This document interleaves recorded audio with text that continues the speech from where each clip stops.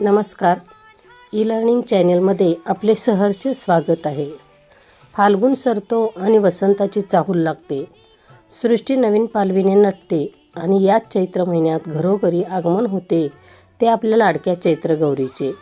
सासरहून माहेरी आलेल्या लेकीचे लाड आणि चैत्रातील हळदीकुंकवाचा थाट काही औरच असतो.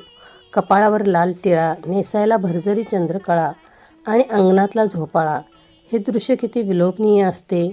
चैत्रातील कैरीची डाळ आणि पण्याची ओढी, सोबतच माहेराच्या मायेची ऊब, या साऱ्या सुंदर भावनांना शब्दरूप देणारी ही रचना. चला तर मग अनुभवूया तोच उत्साह आणि तीच माया या कवितेतून. कवितेचे नाव आहे चैत्रगौर. कपाळी लाल टिळा, नेसली चंद्रकळा भरजरी. कपाळी लाल टिळा, नेसली चंद्रकळा भरजरी. झुला झुलविते बाई, चैत्रगौर आज आली माहेरी.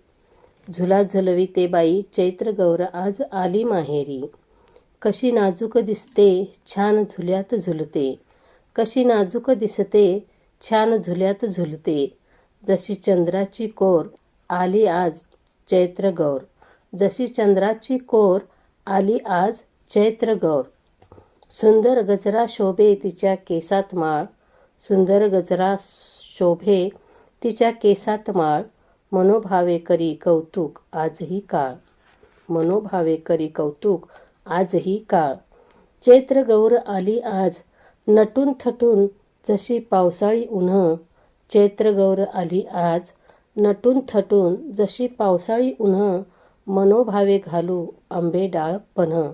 मनोभावे घालू आंबे डाळ पन्ह. महिनाभर माहेराला येते गौराई राहायला. महिनाभर माहेराला येते गौराई राहायला. मायबाप घर तिचे, मायबाप घर तिचे, डोळे भरून पहायला, डोळे भरून पहाया. ही कविता ऐकताना खरोखरच डोळ्यासमोर ती सजलेली चैत्रगौर आणि झोक्यावर झुलणारी माहेरवाशीण उभी राहिली.